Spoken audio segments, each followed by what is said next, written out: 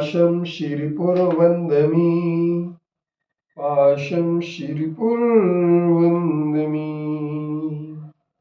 पत्रं यत्र विहायसि विपुले स्थातुं क्षणं नाक्षमम् तत्रास्ते गुणरत्नरोहणगिरि यो देवदेवो महान् चित्रं नात्र करोति कस्य मनसा द्रष्टा पुरे सिरिपुरे सश्रीपार्श्वजनेश्वरो विजयते दिग्वाशिषां शासनम् पत्र टिके न जहाँ अधर में गुण रत्नों का गिरिवर हो कितना विस्मय किसे नहीं हो चलो देख लो सिरपुर को देवों के भी देव पास जिन अंतरिक्ष में शांत रहे युगों युगों तक दिगंबरों का जिन शासन जयवंत रहे। जो आत्म तत्व में स्थिर हो जाते हैं, जिन्हें आत्मा की अनुभूति हो जाती है, जो आत्मा में रुचिवान हो जाते हैं, जिन्हें आत्मा की समझ पैदा हो जाती है, वो चलते हुए भी चलते नहीं है, वो बोलते हुए भी बोलते नहीं है, वो देखते हुए भी देखते नहीं। ये कैसे होगा, इस पर हमें सोचना पड़ेगा, क्योंकि जब आत्मा के संवेदन का रस आता है तो उस समय आनंद की जो अनुभूति होती है, वो आनंद की अनुभूति इतनी अधिक प्रगाढ़ हो जाती है, उस आनंद के सामने स्वर्ग के विषय भोग का आनंद भी तुच्छ हो जाता है। लेकिन अपनी अनुभूति आती किसे?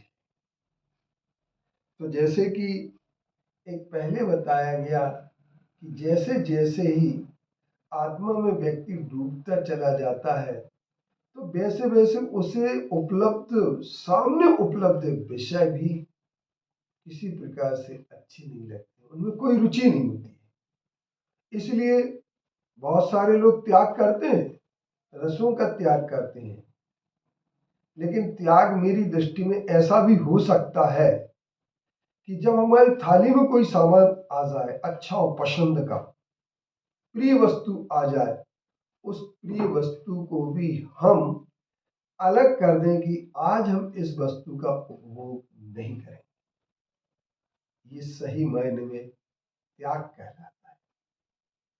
जिनके लिए सब कुछ साहस में हो जाता है, उपलब्ध हो रहा है, फिर भी वो एक बात मान करके चलते हैं कि इन भोगों में कहीं सच्चा सुख नहीं है, क्योंकि स्वर्ग के भोग भोगने वाले जीव भी ये बात तय कर लेते हैं, इंद्र के भोग भोगने के बाद भी ये तय कर लेते हैं कि इनमें रस नहीं है, क्योंकि इन भोगों का जो कुछ भी स्वाद हमें आ रहा है, इन भोगों का जो भी हमें अनुभव आ रहा है, वह इनके अनुभव पूर्ण रूपेण क्षणिक है। इनका सुख भी क्षणिक है। पर ये बात बहुत कम लोग समझ पाते हैं, बहुत कम लोग सोच पाते हैं कि इन क्षणिक भोगों के भोग के लिए हम इतने आतुर क्यों होते हैं।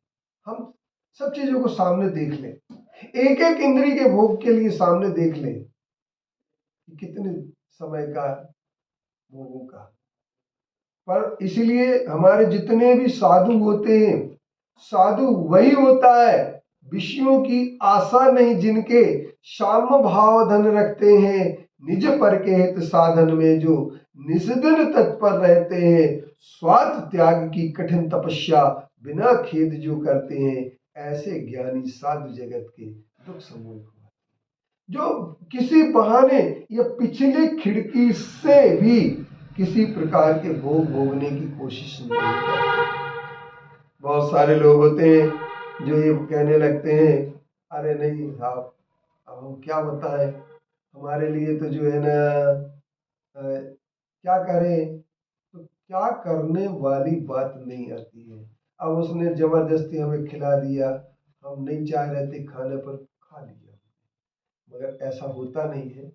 जब तक भीतर से भोगों की इच्छा नहीं होती तब तक कोई आपको जबरदस्ती कर नहीं सकता। किसी साधु को कोई असमय में खिला करके बता दे, कैसे खिला सकता है, और उनकी इच्छा नहीं होती। तो पांच इंद्रिय के भोगों के विषयों का भोगना बहुत अल्प समय का काल होता है, लेकिन उसकी आशा में, तड़पन में, पाने की तड़पन, और इसके बाद उनसे होने वाली बीमारियों का, उनसे होने वाले पापों को अनदेखा कर दिया जाता है।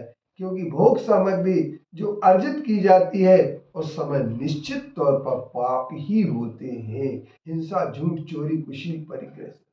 सबसे पहले नंबर, यदि कोई छुप करके गलत काम करता है और उसे किसी ने देख लिया तो उस देखे हुए व्यक्ति को मिटाने की कोशिश करता है कि इसके लिए इस दुनिया से हटा दिया जाए, अन्यथा ये मेरी बदनामी कर सकता है। लेकिन जिस समय गलत काम कर रहा है उस गलत को गलत नहीं स्वीकार करना चाहता है। यही हमारी एक सबसे बड़ी विडंबना है। इसलिए जिन्होंने आत्मा में स्थिरता प्राप्त की है वे बोलते हुए भी बोलते नहीं है, खाते हुए भी खाते नहीं है, चलते हुए चलते नहीं है, और देखते हुए भी देखते नहीं। इसलिए आत्म तत्व की अनुभूति ही हमारा सर्वश्रेष्ठ लक्ष्य होना चाहिए।